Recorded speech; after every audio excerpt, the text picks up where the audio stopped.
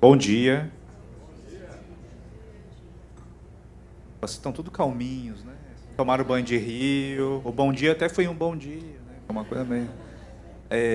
Bom, que alegria vê-los vocês, alegria estar aqui nesse projeto bonito. Obrigado aí pelo convite, Gil. Obrigado, Samuel. Está sendo uma experiência incrível. Minha primeira vez aqui em Manaus. E poder participar desse evento iniciando uma conversa com a minha amiga Socorro. A gente já teve muitas conversas, né? E a gente vai conversar um pouco sobre a obra da Socorro, vamos falar de algumas curiosidades. A Socorro, que é jornalista também, é doutora pela Universidade Federal do Fluminense. Também foi coordenadora de escrita criativa, do curso de extensão, de especialização no curso de escrita criativa na Universidade de Fortaleza. Ela é cearense e ganhou o Prêmio Jabuti em 2013 com um livro infantil, se eu não me engano, Ela Tem Olhos de Céu, está ali, né? E depois, em 2014, ela publica o livro que vai ser o grande sucesso, né, um dos grandes sucessos da Socorro. A gente vinha comentando ontem que está sempre na lista da Veja como um dos livros mais vendidos. Enfim, esse livro tem uma série de histórias, né, que extrapolam a própria história do livro, né, de como esse livro aconteceu, que a Socorro também pode falar para a gente. E depois, recentemente, ela lançou o Oração para Desaparecer, 2023, que foi um dos livros mais vendidos da Flip e que também está na lista dos mais vendidos, né? Então, assim, é um sucesso atrás do outro, né? A gente quer saber qual é o segredo, qual é a fórmula, né, para fazer livros tão bons um atrás do outro. E para a gente começar, Socorro, acho que é incontornável, né, que a gente fale sobre como é que você chega na cabeça a cabeça do santo, né? A sua relação, né, com Gabriel Garcia Marques, e que tem um pouco a ver com esse barco aqui também, né, que a gente já começou a falar. Então, para quem não sabe ainda a história, né, desse livro, a Socorro agora vai dar aí uma... E eu já ouvi a Socorro falar algumas vezes dessa história, mas cada vez que ela conta, ela traz um detalhe diferente que eu não sabia. Mas não é mentira, é só porque eu esqueço e... Ela esquece e vai lembrando. Então, como é que foi? Como é que você chegou, então, no livro A Cabeça do Santo? Bom, antes de falar disso, eu queria dar bom dia, né? Está todo mundo renovado depois desse banho, e dizer que é uma alegria muito grande estar aqui com o Jefferson, com meu amigo, e com o Theo, filho dele, da Thay, que eu vou sequestrar ao final do evento e levar para mim. Mas eu queria contar uma coisa, dizer que eu tinha muita vontade de participar aqui do Navegar é Preciso, e vários amigos meus já vieram. E todos os meus amigos que vieram, para todos eu perguntei como é que fazia para ser convidado. E nunca tinham me dito diretamente com quem eu devia falar, se era com o Gil, se era com o Samuel. Ninguém me deu uma dica certeira. Então, eu estava há muitos anos lutando, e quando eu tinha desistido, o convite chegou. Então, eu estou muito feliz de estar aqui. Meus amigos que vieram, os outros escritores que vieram, todo mundo fala que é uma experiência inesquecível, que fica muito marcado. Então, eu queria agradecer pelo convite, dizer que eu estou muito feliz, mais ainda depois desse banho de rio. E tu devia ter ido, mas na próxima você vai. O Cabeça do Santo, eu acho que algumas pessoas aqui já devem ter escutado eu contar essa história. Eu sempre fico constrangida, porque eu acho que todo mundo já sabe. Então, eu queria saber quantas pessoas sabem dessa história do Cabeça do Santo, do Gabriel Garcia Marques. Minoria, graças a Deus. Vou contar de novo. Eu sou jornalista, né? Então, quando eu pensei em ser escritora desde criança, mas me disseram que não era uma profissão. Eu escrevi um livro quando era criança. Publiquei esse livro por um acaso, porque o diretor... Eu estudava numa escola de Fortaleza, uma escola católica, o Cristo, uma escola muito, muito tradicional, muito rígida. E eu cometi um delito que já prescreveu, porque tem muito tempo eu era criança, mas eu fazia redação pelos meus amigos em troca de chocolate. E isso... Sempre que eu conto, alguém diz que também fazia em troca por dinheiro, ou então por outra coisa, mas, no meu caso, era chocolate, especificamente chocolate Lolo. E aí eu fui descoberta, porque a professora notou a diferença das redações, eu fui descoberta, o diretor me chamou, e era um diretor super rígido, super formal. E aí ele me perguntou, leu o Código Penal e disse qual era o crime, falsidade ideológica que eu tinha cometido. E eu achei que eu ia ser presa com 8 anos. E aí ele disse que ele fez uma pergunta generosa, ele perguntou por que eu estava fazendo aquilo, né? Fazendo a redação pelos outros, se era crime. E aí eu tinha 2 opções, ou eu respondia que era por causa do chocolate, ou porque eu gostava de escrever. Felizmente, eu respondi que é porque eu gostava de escrever.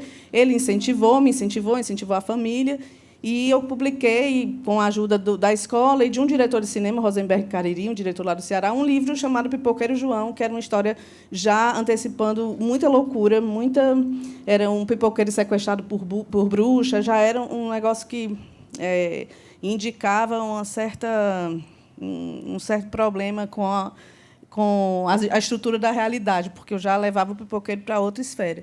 Mas aí eu achei que seria... Eu vendi... Me disseram assim, a gente vai fazer 300 livros. Se você vender 300 livros, você ganha tantos % de cada livro. Então, dá tanto. E esse tanto dava para comprar a bicicleta que eu queria, a bicicleta de cestinha. Então, eu já entendi aquilo como modelo de negócio. Eu escrevo o livro, fazem o livro, eu fico com a porcentagem, e essa porcentagem, se eu vender bem, eu compro o que eu quero. Para mim, com 8 anos, estava muito claro a minha vida. Estava completamente resolvida. Era assim que ia acontecer. Mas aí me disseram que não existia, que isso não era uma profissão, que eu tinha que fazer alguma coisa séria e escrever nas horas vagas. E eu acreditei nisso e fui seguir a vida. Fiz faculdade, fiz jornalismo, mas queria trabalhar com comunicação e educação, fiz projetos nessa área, mas acabei sendo convidada a escrever pelo Lira Neto. Lira Neto, biógrafo, hoje conhecido nacionalmente, premiadíssimo, ele foi editor lá em Fortaleza e me chamou para escrever um ensaio biográfico sobre o Frei Tito de Alencar Lima, um frade cearense, né, que morreu em decorrência das torturas na ditadura. E engraçado que, quando eu lancei esse livro com 23 anos. E 24 anos, e quando eu pesquisei, eu li o relato de tortura do Frei Tito e li muitos documentos sobre as torturas, eu imaginei que, de fato, estava tratando de algo que nunca ia voltar mais, que era um pesadelo, que era um risco que a gente não correria mais no Brasil.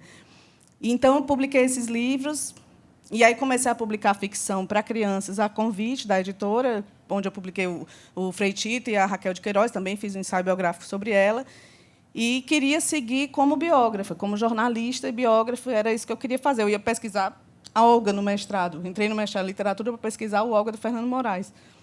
Mas aí comecei a receber convites para escrever para criança, e aí fui publicando numa editora do Ceará, ganhando prêmio. Então, chegou num ponto que eu voltei a pensar, e aquele meu plano lá de trás, né, da infância? Parece que pode funcionar, fui entendendo mais o mercado. Eu trabalhei em livraria, fui vendedora de livraria, e fui editora lá na Fundação Demócrito Rocha, enquanto eu publicava esses livros, e fui entendendo o mercado por vários ângulos. Pelo ângulo da livraria, eu fui vendedora, depois fui gerente, então fui entendendo como é que funciona a distribuição do livro no Brasil, os entraves todos, enfim.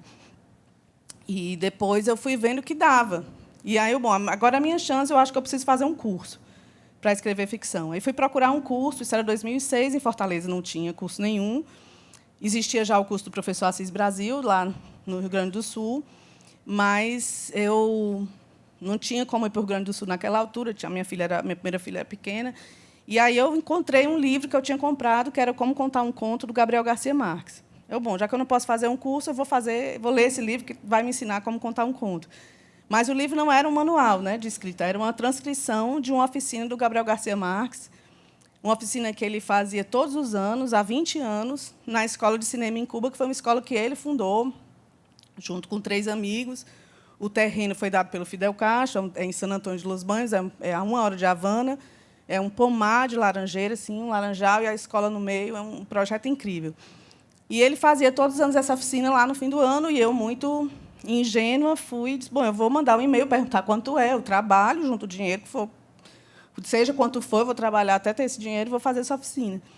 E aí mandei um primeiro e-mail, educadamente, perguntando como é que eu fazia para se inscrever, quanto era, onde era o link para a inscrição. e a pessoa me responde: muito obrigado pelo seu interesse, mas essa é uma oficina para convidados, do Gabriel Garcia Marques. E aí eu respondo: muito obrigado pela resposta, mas como é que faz para ser convidado? Aí a pessoa responde: muito obrigado pela resposta, mas é uma oficina para pessoas do círculo íntimo de Gabo. Ainda botou o apelido para eu me sentir mais humilhada, para eu entender que a distância era maior do que eu pensava. E aí eu pensei, né, não vai dar, não tenho como ser do círculo íntimo de Gabo.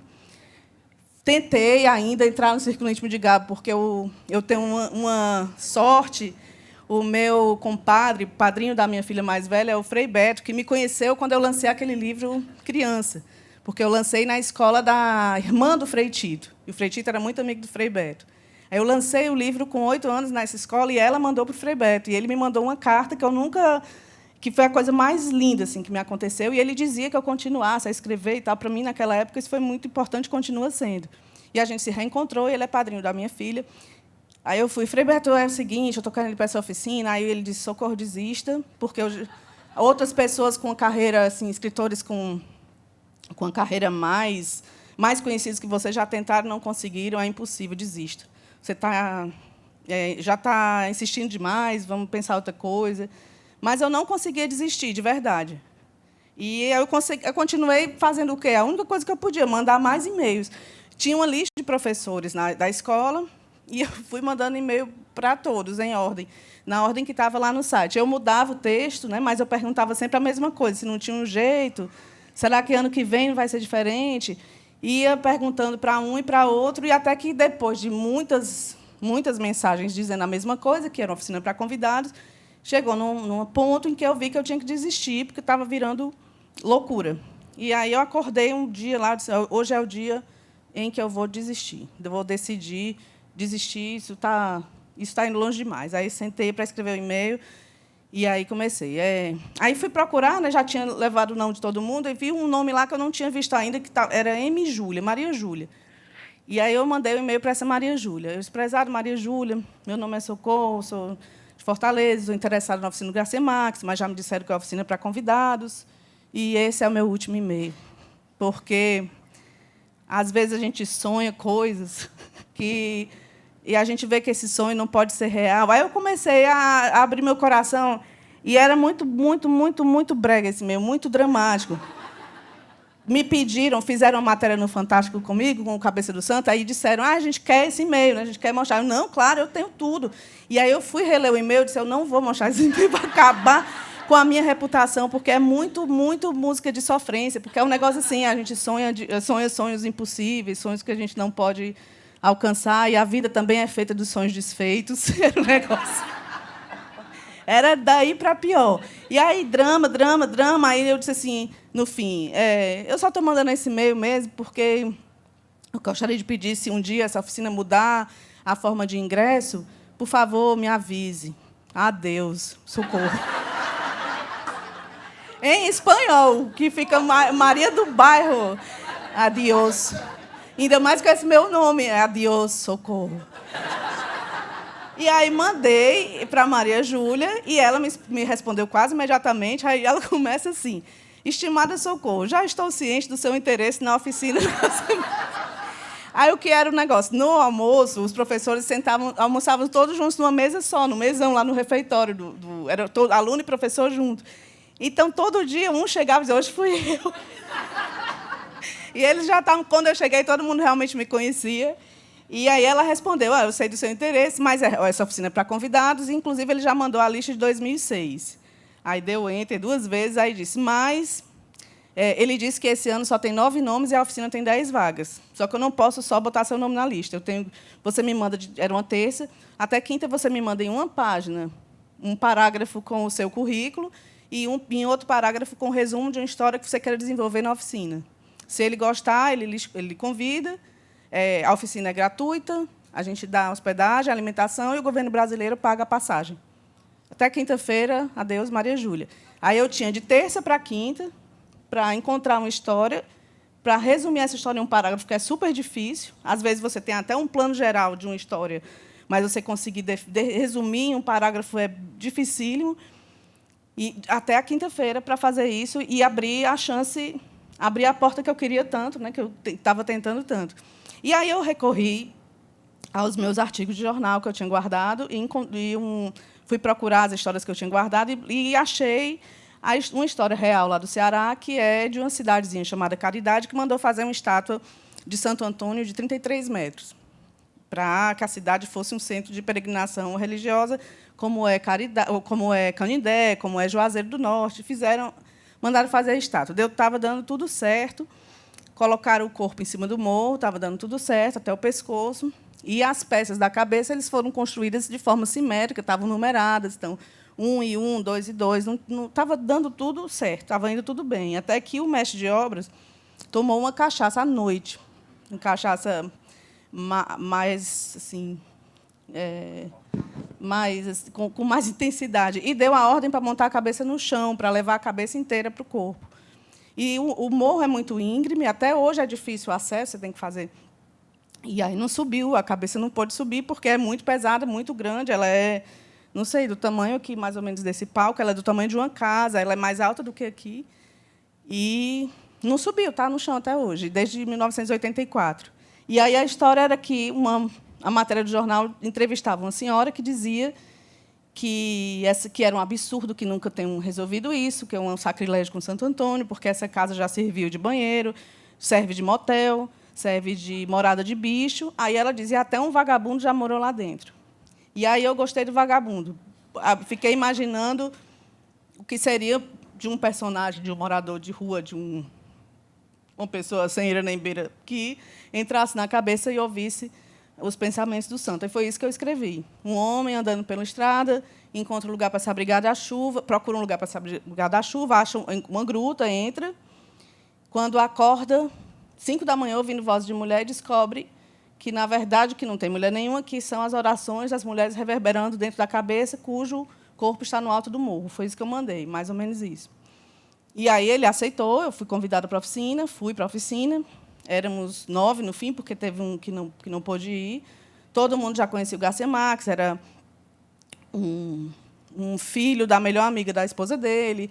A outra era filha da Maruja Pachon, que é uma das mulheres que foi sequestrada, do Notícia de um Sequestro. Era uma das duas que foi liberada logo. E todo mundo já conhecia, mas eu estava completamente deslumbrada e, assim,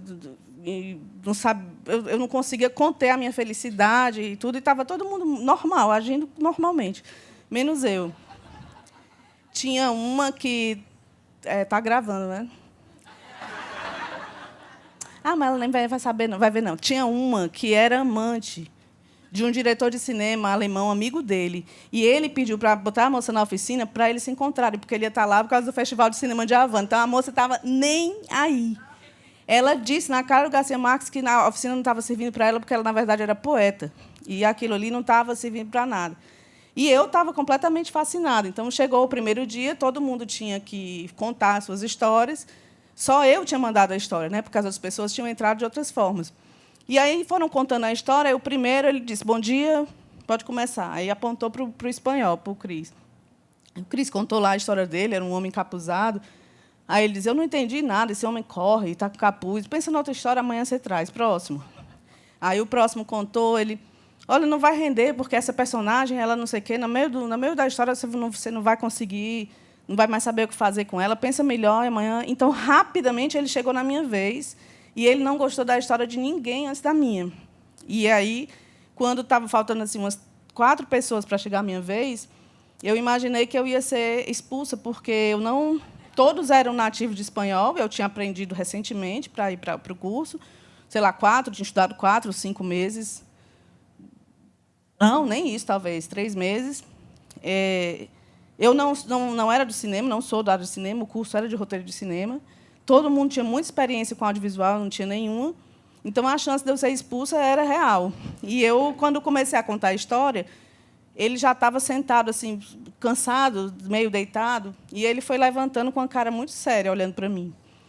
E aí eu imaginei que eu ia voltar para casa no primeiro dia, e como tinha saído no jornal que eu tinha passado, todo mundo estava sabendo, eu fiquei preocupada com a vergonha que eu ia passar em Fortaleza. voltando antes do tempo. E, então, eu estava tão preocupada com a vergonha que eu ia passar em Fortaleza que eu relaxei na hora de contar. E contei o que deu para contar em espanhol. E aí, quando eu terminei, eu já tinha desenvolvido um pouco mais. Eu contei que o homem entra na cabeça, escuta as vozes das mulheres. Quer dizer que quando eu levantei, quando eu terminei, aí ele levantou, aí ele olhou para o professor assistente, que era o Fernando Leão de Aranô, aí olhou para ele, e aí eu pensei que era para juntar com ele para me expulsar. E aí ele disse, até que enfim, uma boa história. Aí eu não acreditei, aí ele vira para mim.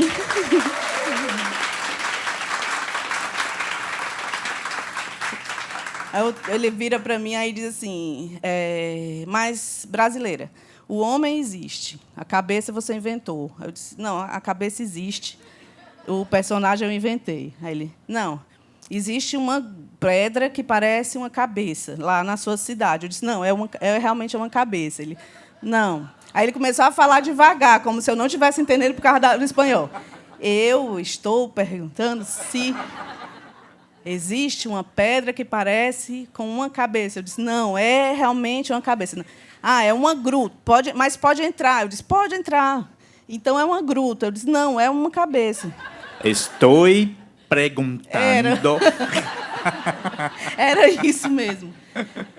Aí o outro professor tentava ajudar. E aí eu dizia que é uma cabeça. Aí chegou num ponto que ele disse, eu não acredito.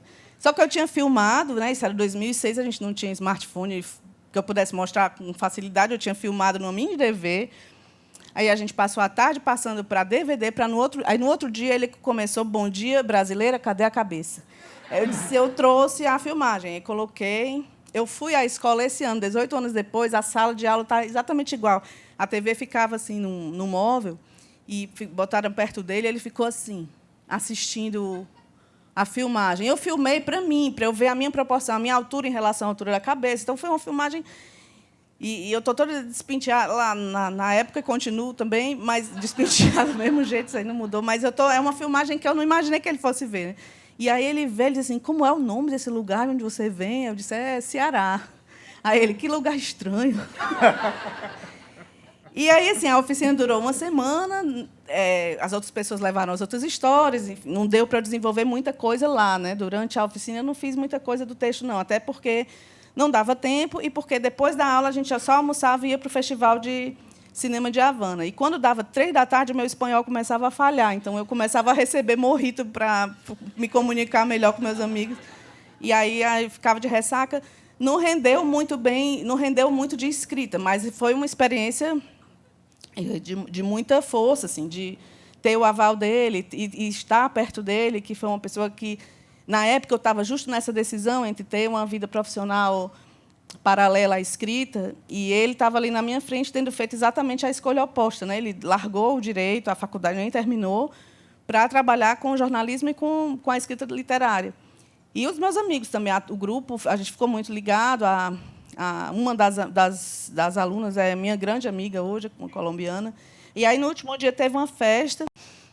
O meu vizinho de apartamento era o Ralph Fiennes, estava tendo o Festival de Cinema de Havana, então teve uma festa com os atores, com os diretores. E a gente passava para tomar café, ele estava fazendo yoga, o Ralph Fiennes, o Conclave, o chefe do Conclave. E ele, no último dia, ele me pediu, teve uma festa, e aí ele me chamou num canto e me pediu para... queria falar comigo. E eu chorava muito, claro, o tempo inteiro. Hoje eu estou um pouco mais forte para isso, mas eu chorava muito. E, naquele momento, eu chorei muito, porque eu sabia que era a última vez que eu ia encontrar com ele. Eu tinha certeza que não ia encontrar mais. Aí ele pediu para eu prometer que eu ia escrever a história. Né? E eu, toda feliz, disse, não, eu prometo. Ele, não, mas prometa sério, porque vai ser muito difícil. E foi muito difícil. Eu levei 7 anos para terminar. Eu escrevi durante 4 anos como roteiro, achando que ia fazer direto do roteiro para o cinema.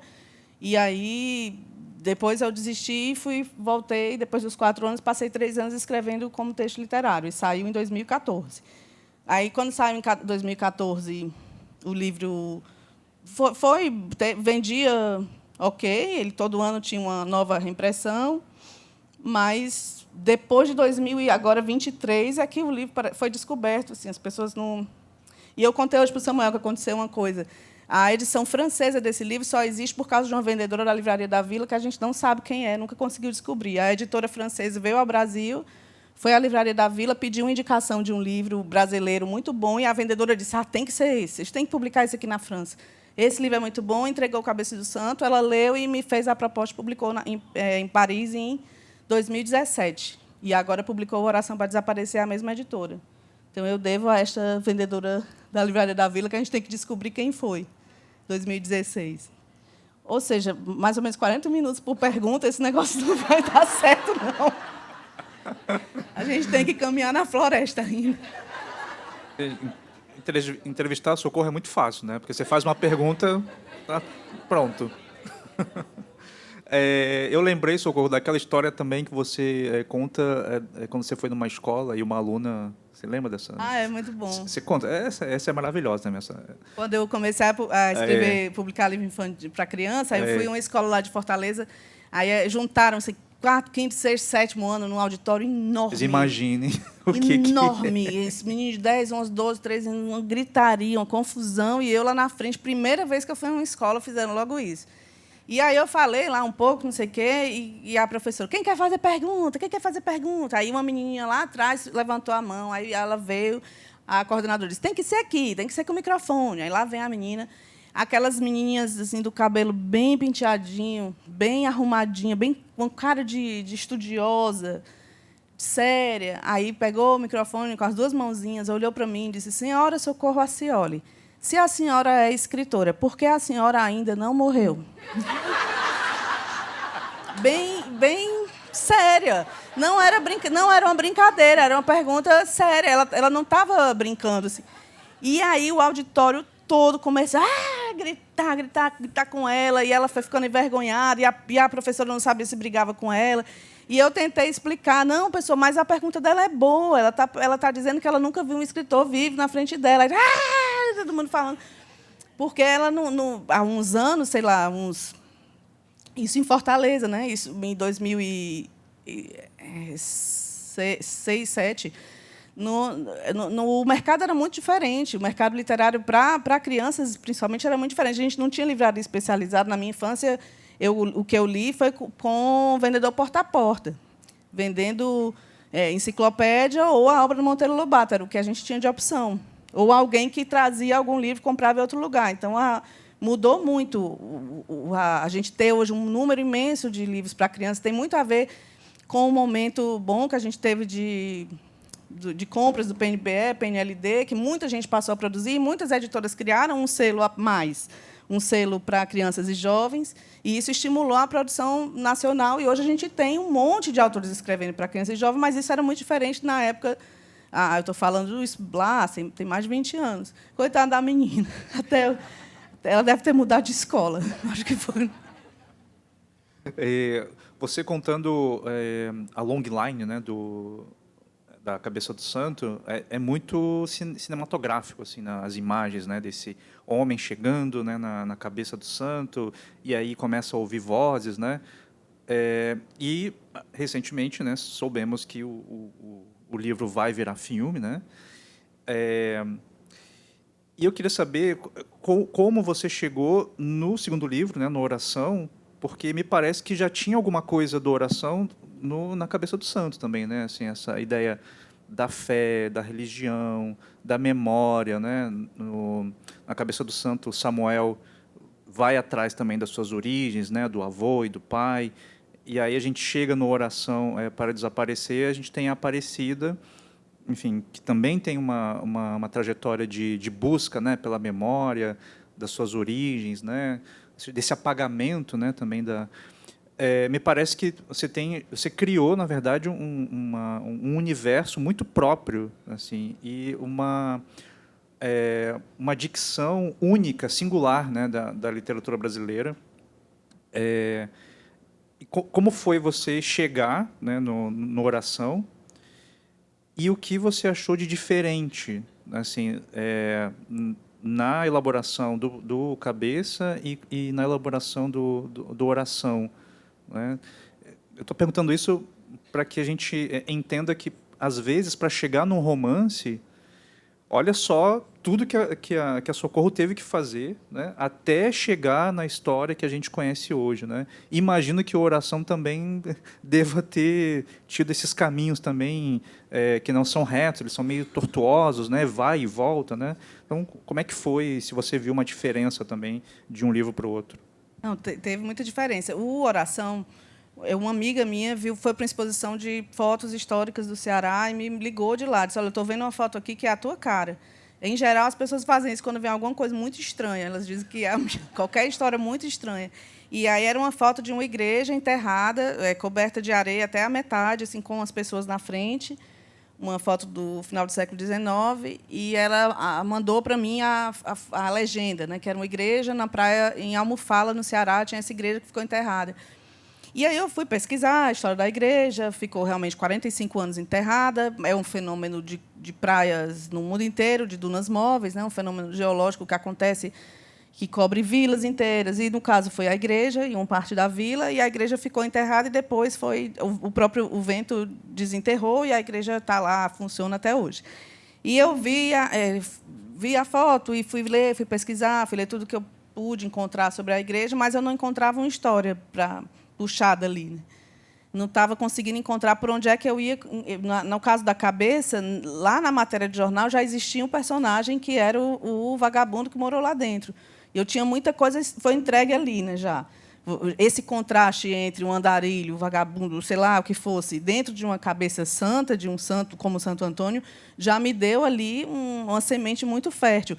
A igreja enterrada já não foi de imediato. E aí eu pensei também várias vezes em desistir, mas eu não tinha outro tema, eu queria escrever outro romance. E aí continuei lendo, procurando o que eu podia sobre a igreja. Até que eu encontrei um artigo de um arquiteto falando a história dos restauros, do tombamento, dos restauros, um artigo técnico mesmo, falando dos materiais da igreja, qual era o tipo de madeira, o formato dos tijolos, das telhas. E aí, no meio do artigo, ele diz assim: segundo Drummond, não sei o quê, não sei o quê, não sei o quê, continua. E aí eu fui ver na referência, era uma crônica do Carlos Drummond de Andrade sobre aquela igreja. Eu disse: não é possível.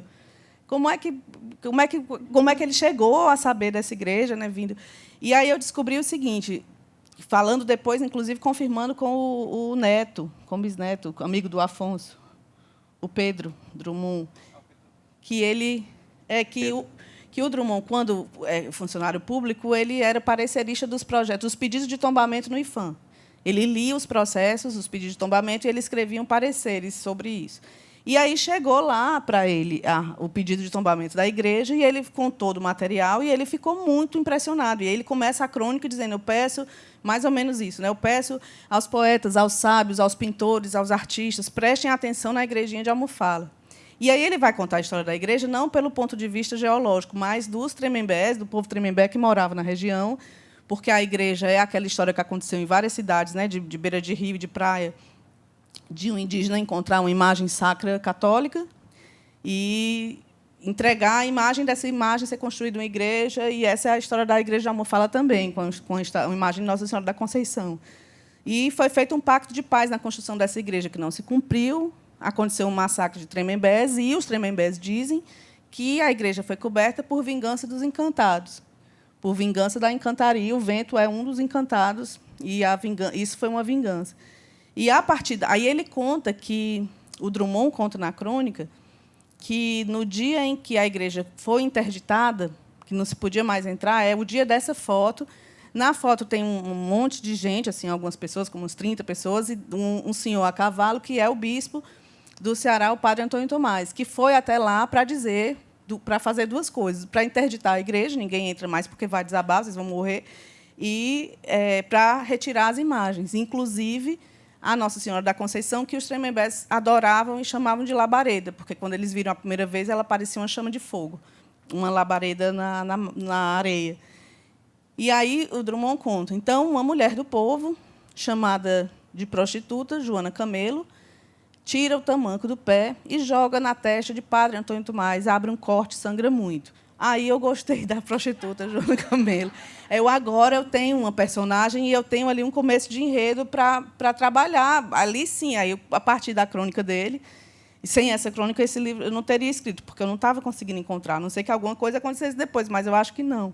Tanto é que eu coloquei na epígrafe por isso. Eu achei muito curioso como é que se junta uma crônica de 46, 17 de novembro de 46, Correio da Manhã, com uma história que eu estava tentando escrever agora, né, em 2020 e pouco.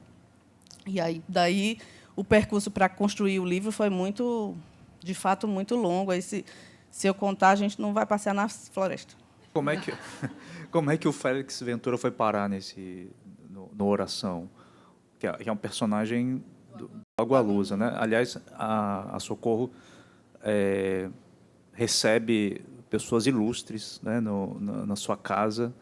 Eu me coloco também nessa pessoa ilustre, né? Eu posso contar como é que o dia teu dia lá em casa? Pode. Jefferson está em Fortaleza. Aí eu escrevo: bom dia, Jefferson, tudo bom? Aqui é Socorro, moro em Fortaleza, soube que você está aqui. Se precisar de algo, pode contar. Ele: ó, Socorro, que alegria, não sei o que, todo simpático. Você quer vir almoçar aqui? Ele: ah, sim, que felicidade, vou. Aí foi, almoçou, aí foi embora. Tchau, Jefferson, tchau, Jefferson. Aí foi embora.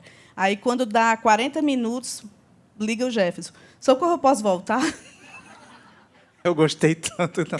Eu gostei tanto daí. Acho que eu vou voltar.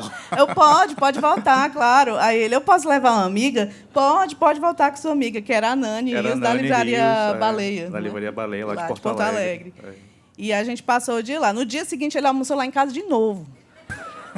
Porque aí era um almoço com Mia Couto, a gente ia fazer uma mesa juntos, nós três, eu, Mia e o Jefferson. E a mãe do Jefferson, Dona Sandra, é fã do Mia Couto, loucamente. Aí a gente fez uma live com a Dona Sandra, ela toda arrumada, de lenço. Como é que é? Turbante. Turbante vermelho. Minha mãe nunca põe turbante, mas para ver o Mia Couto, ela botou. E ela falava bem alto: Mia, eu gosto muito de você. E era aquela coisa. E o Mia... E aí eu fiz o almoço, foi um negócio meio em cima da hora, fiz o almoço e esqueci, não deu tempo de fazer sobremesa. E aí eu fiquei sem saber o que eu ia fazer, como é que eu ia resolver. Aí eu tive uma ideia: vou pedir aqui pelo iFood docinho de festa de criança, brigadeiro, casadinho. E vou morrer de vergonha, mas não dá tempo de mais nada, porque sorvete, não sei o que, eu pedi docinho. E aí foi essa mesa, conversando. O Jefferson, o Mia, o Max, da Companhia das Letras, a Nânia, a gente, o Júlio, minhas filhas. A minha filha mais nova hoje não faz mais isso, mas sempre que alguém lá em casa, ou que ela ia em algum evento literário, ela desenhava coisas e vendia para as pessoas. Ela oferecia ela ficava oferecendo para os outros escritores. Aí ela ofereceu para o Walter Hugo Mãe, disse que era R$2. Aí ele disse: eu não tenho reais. Ela disse: eu aceito euros. E ele deu €2. E ela vendia séria. Aí o Mia chegou lá em casa e ela veio com desenho. Aí eu fui explicar: ó, ela vende desenhos. Ela disse: não, para ele é presente. Aí depois eu disse: Camila, por que para ele era presente? É porque ele é lindo. E tem um apelido carinhoso também. E ela chama ele de Mia Coach. E aí, quando eu botei os docinhos, vim com os docinhos, assim, meio constrangida, porque eu acho que... Aí coloquei os docinhos bem na frente do Mia. Conta tu como é que aconteceu. Aí eu estava ali conversando com o Mia, assim, um assunto super assim, sério, né? Literatura. Tua pesquisa. Exatamente, tá falando da minha pesquisa de doutorado, não sei o quê, ele assim, super atento, né? Me ouvindo. Daqui a pouco apareceu aqui uma árvore de doces, assim, com galhos, né? Todo tipo de doce. E aí o Mia assim, me olhando assim, daqui a pouco ele fez assim, e assim, esqueceu de mim, né? E ficou olhando para aquela árvore. Eu: Mia, está tudo bem? Não, Jefferson, não está tudo bem. Agora eu preciso desses doces maravilhosos. Ele comeu metade. Comeu metade dos doces. Acho que eu pedi 200 docinhos, acho uma coisa assim, e ele comeu metade. E nesse dia do almoço, assim, para mim estava sendo uma coisa super surreal, né? Porque eu estudei o Mia Couto no meu mestrado. E lembro da primeira vez quando ele foi a Porto Alegre, eu fiquei 2 horas numa fila com 10 livros do Mia Couto, e aí Mia Couto, né? E aí, quando estava chegando perto, eu pensando, né? Tava eu e mais uns 5 ou 6 colegas que também pesquisavam o Mia Couto, né? E aí já estava chegando a minha vez, e aí me disseram: não, só pode autografar 2 livros, né, do Mia Couto. E eu com 10 ali, né? Eu pensei: puxa vida. O que eu vou dizer para ele e quais que eu vou dar para ele, né, assinar. Então. Aí fui super nervoso, assim, tremendo, aquela coisa toda. Aí ensaiando o que eu ia dizer para ele, não sei o quê. E daí cheguei lá, tinha 2 seguranças, né, do lado dele, assim. E aí entreguei o livro para ele. E ele, muito simpático, ficou me olhando assim, esperando que eu dissesse alguma coisa, né? E eu não disse nada para ele, porque eu não conseguia, assim, eu estava assim muito nervoso. E aí ele assinou, e aí ele me entregou o livro, ainda ficou esperando que eu dissesse alguma coisa, e eu disse tchau. E aí fui embora, e aí quase 10 anos depois, estou eu no almoço, com o Mia Couto, e a Socorro: ô, Mia, você serve aqui o Jefferson, por favor? Primeiro pode botar a salada no prato do Você Jefferson, pode? está mais perto de ti. E ele acha isso um absurdo. Um absurdo. E eu tenho esse registro ainda, tá lá no Instagram, tem esse registro do Mia lá me servindo de salada. E eu disse, gente, olha só, anos depois. E agora, nesse último livro que eu lancei, teve uma frase dele do De Onde Eles Vêm também. Mas tudo aconteceu a partir da casa, essa casa que você não está mais, né, nesse não, apartamento. Mas a outra também recebe. A outra também recebe também. Hoje está sendo instalado um ar-condicionado justamente para eu continuar recebendo. Mas, gente, que Fortaleza está muito quente.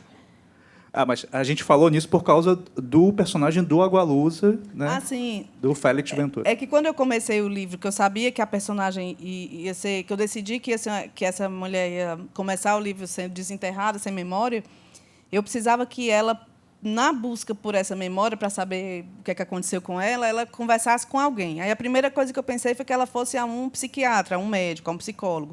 Mas vai ficar muito chato se o livro começar com uma consulta médica num psicólogo, ela falando sozinha, sem graça. Aí depois pensei que ela poderia ir ao consulado, procurar o consulado brasileiro em Portugal, pedir ajuda. Disse, mas o consulado pode ser também mais complicado, ela pode, de repente, ser até retida porque não tem documento.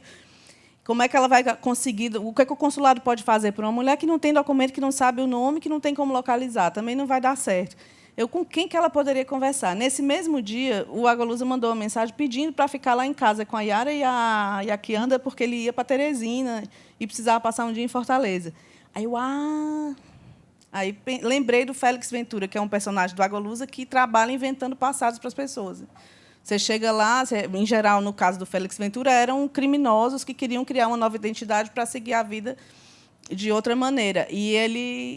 Podia ser o Félix, ela podia ir atrás do Félix para fazer os documentos falsos dela. Eu gosto de um crime, eu gosto de uma contravenção, e aí então ela iria e compraria os documentos falsos, a identidade falsa, e fui pedir o Agualusa com medo, porque o Agualusa é muito enjoado, ele é meu amigo, mas ele nunca ficou com raiva de mim até hoje.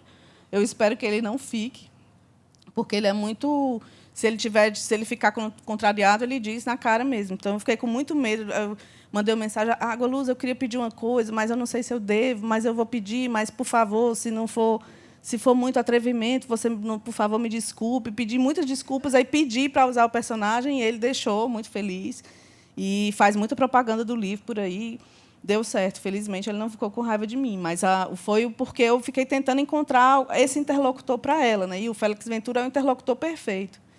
E elogiam muito. Nossa, esse personagem que você criou, que inventa passados, é muito bom. E eu sempre tenho a hombridade, a honestidade de dizer que não é meu. Mas eu acho que eu vou começar a dizer que é, de vez em quando, para ver se... Bom, já me avisaram aqui que a nossa primeira parte da conversa se encerrou. E aí agora a gente vai abrir para o público para a gente continuar a conversa. Oi, tudo bem, Socorro? Eu gostaria que você contasse, eu já sei, mas eu gosto de escutar sempre, e gostaria que o pessoal escutasse, quando você foi no presídio e resgatou aqueles presidiários. Foi o que um dia eu recebi uma mensagem em 2019 de uma professora do curso da Faculdade de Direito de Vitória, no Espírito Santo, dizendo que o Cabeça do Santo tinha sido escolhido para um projeto de remissão de pena pela leitura, né? Essa recomendação do CNJ, que a cada livro lido por um interno em alguma unidade prisional brasileira, ele faz um resumo e passa pelo juiz responsável, né, pela região, e ele tem 4 dias a menos de pena. Então, eles tinham esse projeto lá na penitenciária do Xuri, em Vila Velha, no Espírito Santo, que é um presídio de segurança máxima, e eles tinham... Aí ela contou, olha, a gente já tinha tentado emplacar alguns livros e não tinha funcionado, e a gente teve a ocupação de 60, o interesse de 60 internos, a gente nunca tinha passado de 10, e eles escreveram uma carta pedindo que você viesse. à unidade, e se você quiser vir, a gente traz você. E aí eu disse que ia. E aí eu cheguei lá, a gente teve uma reunião antes para explicar o que era a unidade prisional, era uma ala de segurança máxima, né, de crimes hediondos, não os crimes sexuais, estavam no outro pavilhão, mas eram crimes hediondos, que eles não sabiam os processos, né, os crimes, mas eles aí explicaram que ele não tinha adesão quase nenhuma dos livros, e o Cabeça do Santo tinha sido uma adesão muito surpreendente, e eles pediram que eu fosse. E aí eu fui, é impactante, eu nunca tinha entrado na unidade prisional, assim, é muito impactante para uma primeira vez, acho que para qualquer vez, não tem como se acostumar com aquilo. E aí eu cheguei, era um auditório grande, assim, eles estavam em semicírculo, jovens, bem jovens a maioria, e eu contei um pouco da história da escrita do livro e tal, e tinha um rapaz que, desde que eu cheguei, ele estava assim, na ponta da cadeira, perguntando que horas ele ia falar, você podia falar, você podia falar. Aí, até quando abriu a pergunta, ele já estava lá e ele contou, olha, eu estou institucionalizado, né, FEBEM, não sei o quê, desde pequeno, desde criança.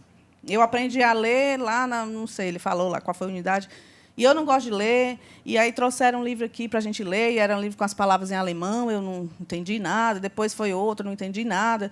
E aí eu disse, eu não vou lá ler, não, porque 4 dias, eu não sei nem se eu saio daqui, eu estou aqui por homicídio qualificado, eu não sei nem se eu saio. E aí eu desisti. Mas aí o fulano, aí apontou para o amigo dele, estava lendo esse livro da senhora da capa feia, esse amarelo da capa feia. A senhora que fez essa capa? Eu disse, não tenho nada a ver com isso. Eu só escrevo o livro, mando, e eles que fazem a capa. Eles dizem, por que a senhora deixou sair uma capa tão feia? Eu disse, porque quando eu vi, estava assim, não tive culpa nenhuma. Ele, o livro, ele estava lendo esse livro da capa feia, feia. Aí ele respondia, feia, viu, amarela com essa cabeça, é feia, essa capa é muito feia. E aí o fulano estava lendo o livro e começou a rir. Aí eu perguntei o que ele estava rindo, porque a gente não fica rindo fácil. Ele disse, não, esse livro é engraçado. E aí eu peguei para ler. Quando ele terminou, eu peguei para ler. Aí eu li uma página e entendi. Aí li a segunda página e eu entendi. Aí li a 3, 4, 5, entendi. Aí apagaram a luz, que era hora de dormir. Aí eu fechei os olhos para dormir, mas não conseguia dormir, porque essas palavras que a senhora colocou lá no papel entraram na minha cabeça, e eu não dormia porque ficava aparecendo as palavras. E aí eu acho que foi nesse dia que o meu cérebro acordou, porque o meu cérebro não tinha acordado ainda. E aí, quando foi de manhã, eu li, aí depois eu li de novo, e eu li de novo, e eu li 3 vezes. E fui eu que pedi para chamar a senhora aqui. Aí eu, mas por que ele? Porque eu quero a continuação, pode ser que a senhora esteja sem ideia, e aí eu queria ajudar. E ele queria me dar a ideia para continuar a história do livro. E aí a gente ficou assim, os alunos que participam do projeto, os professores, a gente ficou com uma vontade de chorar, de desabar no choro. Eu chorei depois que eu saí de lá, né, na hora, com aquele relato dele, porque outros falaram outras coisas, né? Teve um que me perguntou se, quando terminasse ali, ele podia apertar a minha mão. Eu disse, pode apertar a sua mão. É porque eu vou sair daqui a 7 meses. E a senhora disse que esse livro vai virar filme. Aí eu quero levar meu filho no cinema, aí eu vou dizer, olha, a mulher que fez essa história foi lá no presídio e eu apertei a mão dela. E aí eu disse, eu aperto sua mão. Aí depois o outro... Aí tinha um bem perto, assim, que ele estava com a cara muito séria. Tinha alguns que estavam mais dispersos, mas, em geral, eles estavam bem atentos. Mas esse estava com a cara mais séria, aí ele perguntou, eu queria fazer 3 perguntas. Por que a senhora veio? Se a senhora não teve medo de vir? E o que a senhora está sentindo agora? Aí eu disse, eu vim porque me disseram que aqui tinha 60 pessoas que tinham lido meu livro, e parte do meu trabalho é ir para lugares onde as pessoas leram meu livro. Segundo, não tive medo nenhum. E terceiro, eu estou me sentindo muito feliz. E eu estava, assim, esse depoimento deles, e principalmente do Gerson, para mim, é óbvio que essa é uma profissão, né, Jefferson, muito... que a gente teve uma formação acadêmica, você também, eu também, a gente fez mestrado, fez doutorado, se preparando para ser professor, para fazer um concurso, para ter uma carreira mais estável, né, mais certa na vida. E essa profissão faz a gente duvidar muitas vezes, faz a gente temer, muitas vezes. Agora, com filhos, a gente fica pensando, tem muitas questões que envolvem. Eu pensei muitas vezes em desistir. Depois desse dia, eu prometi a mim mesmo que nunca mais ia passar na minha cabeça nenhuma ideia de desistência, porque ali a gente está aqui no nosso trabalho, a gente chega nos eventos, nos lugares, já passando por vários canais de legitimação. A gente publica numa grande editora, isso nos legitima. A gente tem, sei lá, ganhou prêmio, legitima. Eu tenho não sei o quê, a oficina com Garcia Marques, tem o blurb de não sei quem, tem o blurb do Chico Buarque. Isso nos credencia e as pessoas já vão falar com a gente com um monte de referências positivas para estar ali e ter interesse em ler o que a gente escreve. Esse rapaz, o Gerson e todos que estavam lá, eles não fazem a menor ideia do que é Gabriel Garcia Marques, companheiro das letras, o que não interessa se eu fiz doutorado. Eles queriam, ali o que poderia me conectar com eles era só a história. E eu consegui essa conexão. E isso é muito difícil, ainda mais com aquele tipo de público, né, com aquelas histórias de vida. Aí, depois desse dia, eu não dormi à noite, depois eu fui para o hotel, assim, saí, jantar, e fiquei à noite acordada. Eu disse, eu não posso nunca mais, na minha vida, duvidar que faz sentido isso, né, esse trabalho que, para mim, dizer isso hoje, que eu estou numa situação profissional bem melhor, os livros estão vendendo bem, eu estou podendo viver direito autoral hoje, então é mais fácil. Mas, naquela época, não, em 2019, eu estava com muitas dúvidas e com muitas dificuldades. Mas, aquele dia ali, eu prometi, em nome do Gerson, do que ele me disse, né, que eu não desistiria mais. Então, esse negócio me marcou absurdamente. Foi sem demagogia, eu te juro. Foi mais importante do que o prêmio que eu tenha recebido, ou não sei o quê, sem sombra de dúvida. Não foi mais importante do que foi mais importante em relação à recepção, foi a coisa mais importante que eu já ouvi. Assim, marcou para mim de um jeito que eu precisava daquilo, sabe? Ele não sabe, ele não imagina o bem que ele me fez. Aqui, Socorro.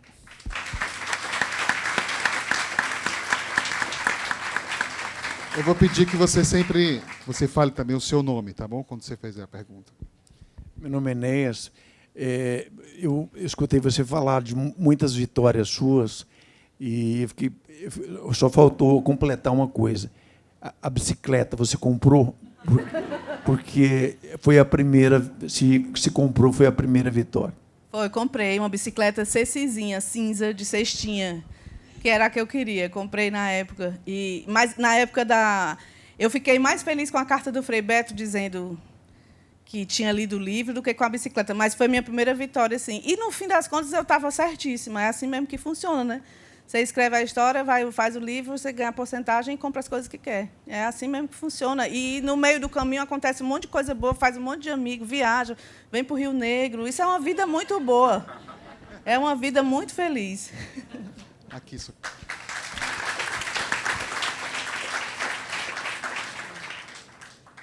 Meu nome é Léo. Quando eu li, eu tive o primeiro contato com a sua escrita, o que mais me marcou foi a espirituosidade do seu texto, né? E o Jefferson perguntou no começo aí sobre os seus segredos, né, para que esse resultado todo que você vem acumulando. Você considera que a sua espirituosidade é um desses segredos? Não sei se segredo segredo de... Tu queria falar? Qual é o patuá que você faz para você fazer que... tantos livros bons? Como é que faz para fazer isso? A gente quer a fórmula. Pior que eu dava aula de escrita, parei de dar ano passado, né? Mas não, mas sobre a espiritualidade, né? Faz parte da minha formação, da minha... sim, a espirituosidade. Sim. Tá ficando mais difícil essa pergunta. Eu não tenho fórmula, porque eu passei muitos anos vendendo pouco. Então, eu não sei explicar. Eu estava conversando com o Walter mais cedo. Eu não sei explicar o que foi que aconteceu, de fato, porque o Cabeça do Santo sempre vendeu ok, assim, mas ele não era um livro conhecido. Tem gente que pega o livro agora e diz... olha, uma nova autora. O livro é de 2014, então as pessoas... Aconteceram algumas coisas nos últimos anos, né? Teve uma matéria grande no Fantástico, teve sobre o Cabeça do Santo, teve a Flip, que foi o livro mais vendido de 2023, né? O primeiro e o terceiro lugar foi o Oração, e terceiro lugar o Cabeça do Santo. Depois, o lançamento do Oração para Desaparecer. E aí foi uma mudança muito grande de 2023 para cá, né? Mas nem eu sei explicar. Eu estava falando hoje com o Walter, eu não sei explicar como é que as coisas... houve um aumento do interesse das pessoas pelos autores, escritoras e escritores brasileiros, no geral. A gente lê muito mais autores brasileiros hoje, então isso me beneficia. Houve o fenômeno Torturado. O meu querido amigo Itamar, que já esteve aqui, me disse: não perca nenhum passeio, não perca nenhuma refeição. Foi esse o conselho que ele me deu. O fenômeno do Torturado abriu o interesse das pessoas para uma literatura nordestina e também mística, de certa forma. Antes, quando eu lancei o Cabeça do Santo, parte das críticas negativas diziam que eu estava voltando aos romances da geração de 30 e 45, que era um retrocesso ao romance da geração de 30 e 45, de Jorge Amado, e um retrocesso também ao boom latino-americano. Enfim, eu não sei explicar, mas eu acho que várias coisas foram acontecendo para preparar o terreno para que hoje o romance pudesse, o Cabeça do Santo e a Oração fossem bem recebidos, né? Eu acho que tem muito. O Itamar me ajudou muito, não só pelo fenômeno Torturado, mas em toda entrevista ele indicava. Quando dizia um autor brasileiro, uma autora nordestina, ele sempre falava meu nome. E eu pago 10% a ele de tudo que é. Meu nome é Mônica, eu sou de Vitória, Espírito Santo. A Socorro não sabia que você tinha estado lá. Bom, prazer estar aqui com vocês, uma honra. Socorro, você, na literatura infantil, eu não conheço a sua literatura infantil, eu gostaria de saber se você, na sua narrativa, comparece essa questão da estrutura de realidade que você citou lá no início desse momento, essa questão de um realismo mágico, entre aspas. Em alguns livros, sim. O meu mestrado foi sobre Monteiro Lobato, foi sobre literatura infantil, mas foi sobre como Monteiro Lobato levou os clássicos para a obra dele, né? E depois, logo depois, eu fiquei sendo sempre convidada para falar do Lobato por causa das questões do racismo, das falas racistas das personagens, né, da Emília, da presença, da forma da tia Anastácia, da presença dela nas histórias, enfim, da forma como ela era apresentada. Mas uma das coisas muito boas da obra do Lobato é que ele foi construindo a obra a partir das cartas, dos pedidos dos leitores. Então, ele foi escrevendo textos que eram usados na escola para falar de um determinado tema, que antigamente chamava de paradidáticos, e construindo uma fantasia a partir disso. Então, parte dos meus livros para criança tem essa premissa semelhante por essa influência muito grande. Então, tem um livro meu que é A Casa dos Benjamins. Foi porque, quando eu entrevistei a Raquel de Queiroz, por exemplo, quando eu entrevistei a Raquel de Queiroz para escrever a biografia, um ensaio biográfico, ela já estava naquele momento do Alzheimer, que ela já não lembrava nada recente e lembrava com muita clareza do passado remoto, da infância.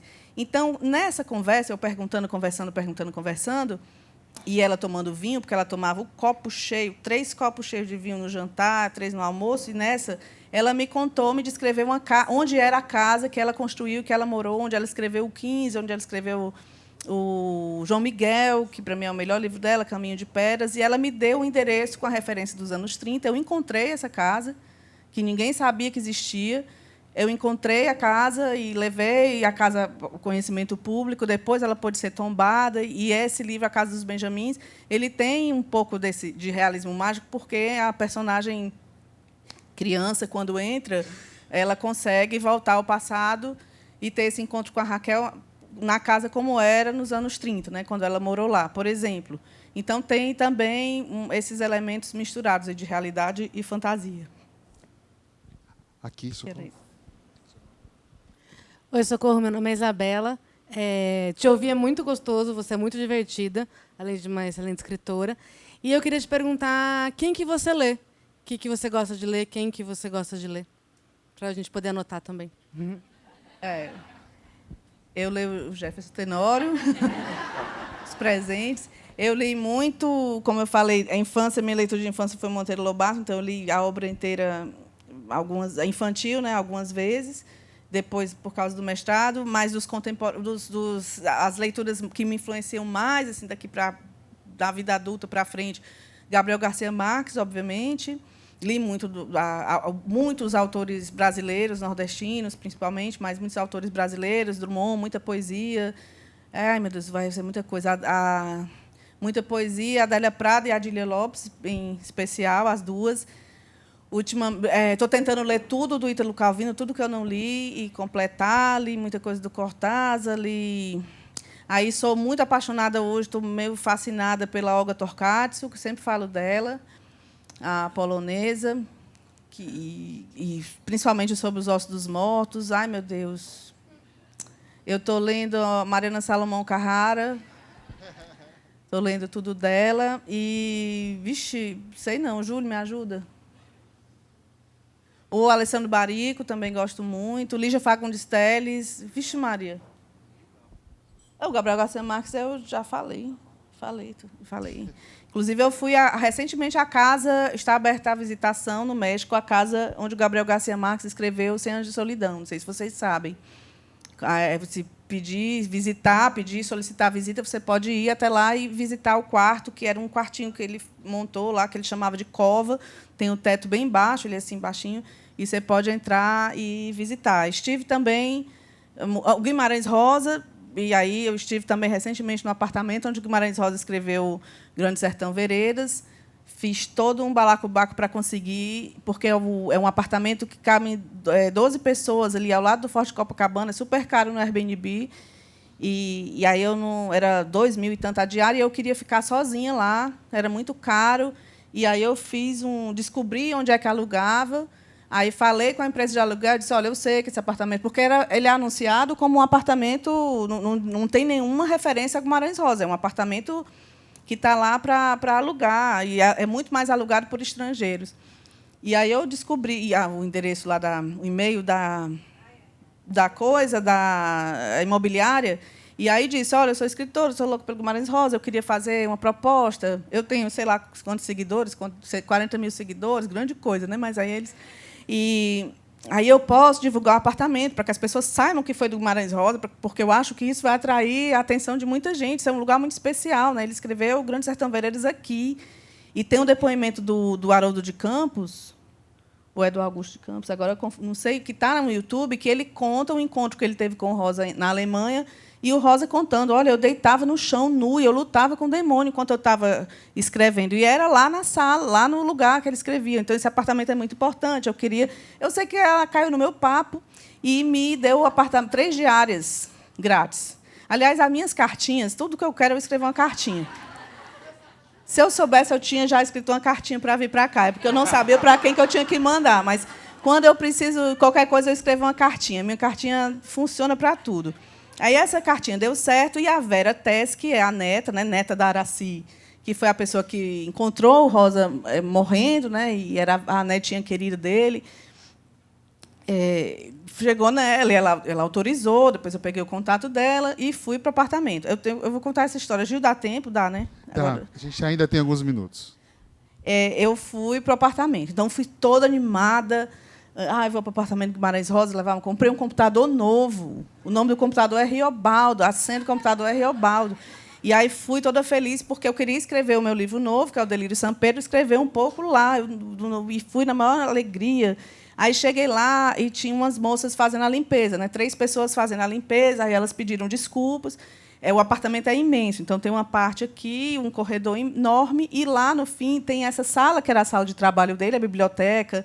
As poucas fotos que a gente tem do Rosa são nesse lugar, aquelas fotos que ele está numa mesa com os gatos, as mais divulgadas são nesse lugar.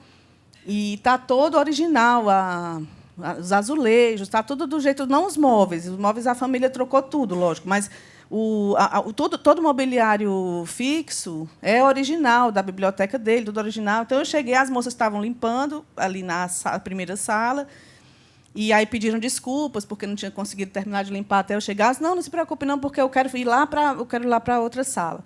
E aí passei pelo corredor, e as 3 moças ficaram lá fazendo a limpeza, mais a moça da imobiliária, 4. E aí eu sentei e fiquei no sofá olhando para o lugar onde ele trabalhava, que é também o lugar onde ele morreu. Ele morreu sentado nessa escrivaninha. Nessa não, na outra, mas nesse exato lugar, que dá para saber por causa dos móveis embutidos. E aí eu fiquei lá sentada, assim, completamente em êxtase, olhando, tal. E aí uma das moças passa para o meu quarto. Eu coloquei minhas coisas em um dos quartos lá, eu cheguei, coloquei logo para ficar sentada onde eu queria. E aí passa uma moça lá para o quarto. E aí eu disse, está me procurando? A senhora está me procurando? Aí ela não respondeu. Aí eu levantei, fui para o quarto e não tinha ninguém. Elas já tinham ido embora. E a pessoa estava toda de azul.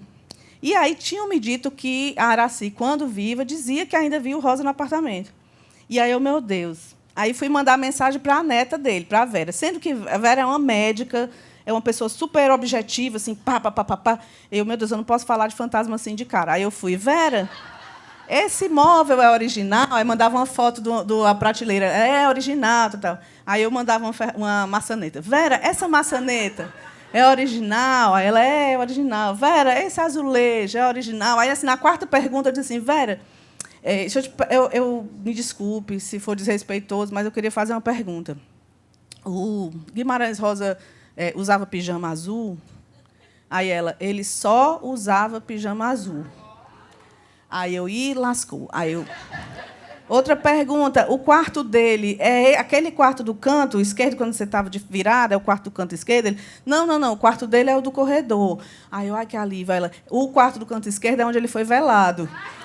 É onde a gente levou o corpo, porque você sabe, né? Eu que encontrei, aí eu avisei a Araci, aí eles levaram o corpo para que esse quarto está dormindo no quarto onde a gente colocou o corpo. O dele é o do corredor.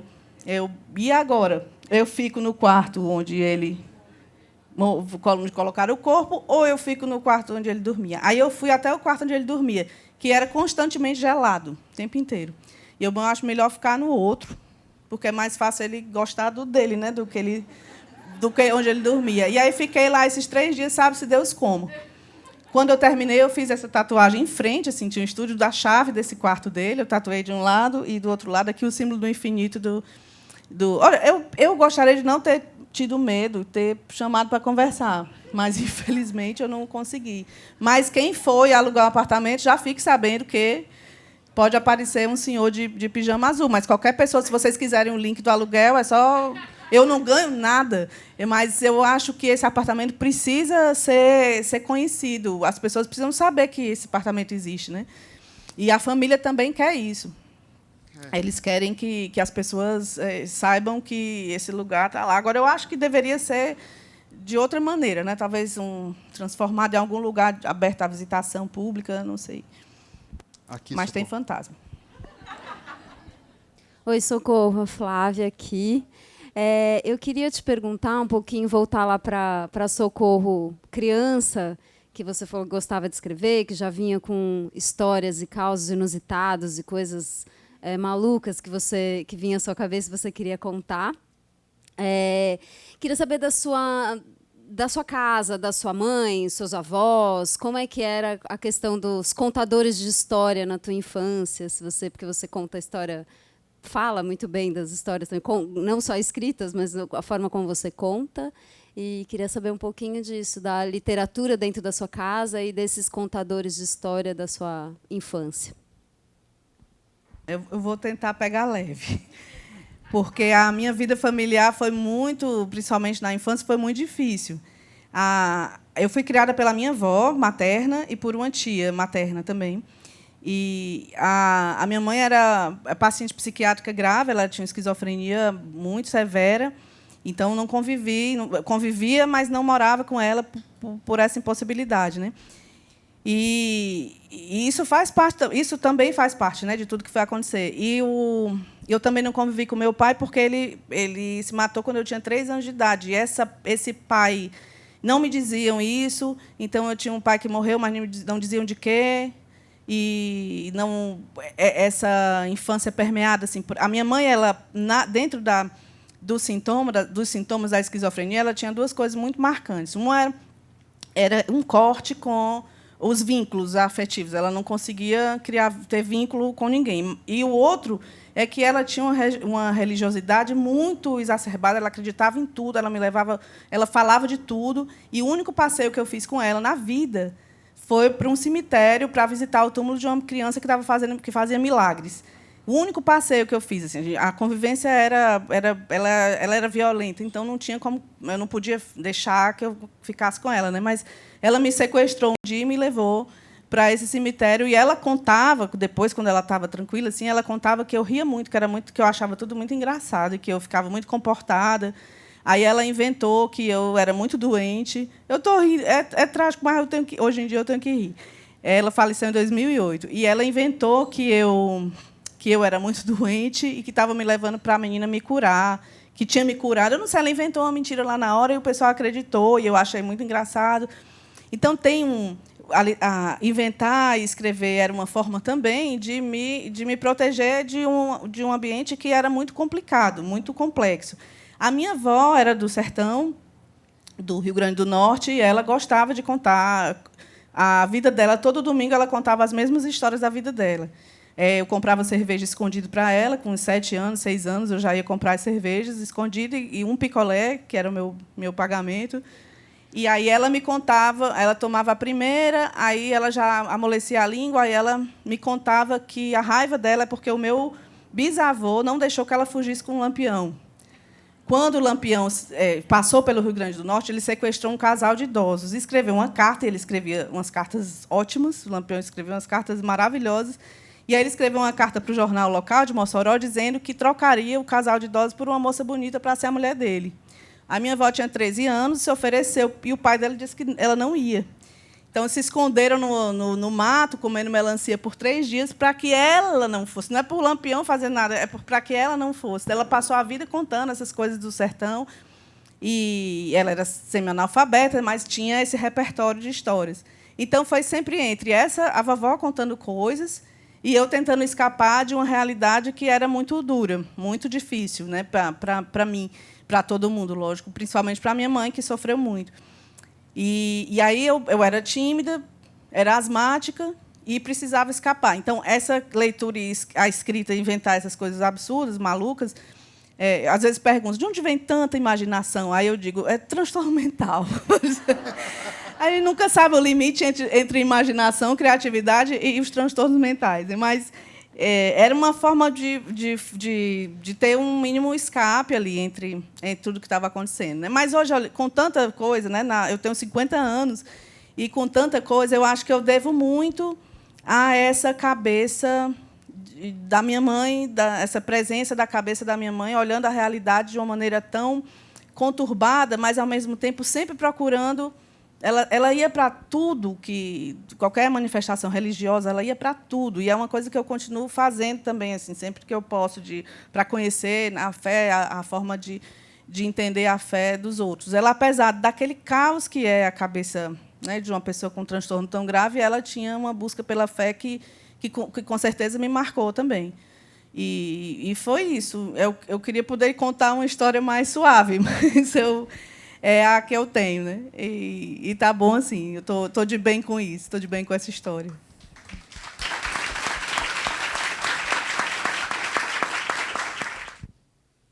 Oi, Socorro. Meu nome é Caroline. Eu sou de Porto Alegre.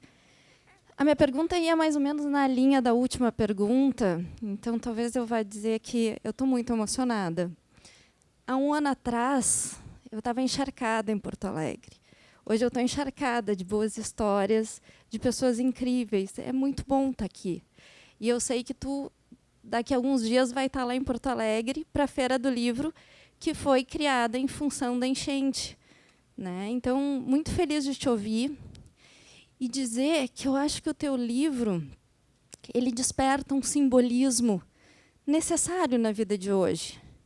Te ouvir me fez sentir o quanto a tua mente, agora entendendo a tua história, por isso que eu ia perguntar sobre a tua história, o quanto a tua mente ela é curiosa e criativa, que é o que a gente mais tem necessitado hoje em dia, num mundo tão acelerado assim.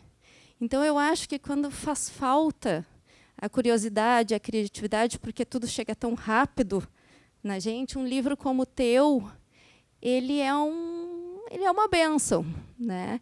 E eu acho que tu soube transformar a tua vida, e te ouvir encanta, porque eu acho que tu sublimou as dificuldades numa criatividade tão bonita, tão bela, ainda mais sabendo que tu passou com a tua mãe. Eu sou psiquiatra.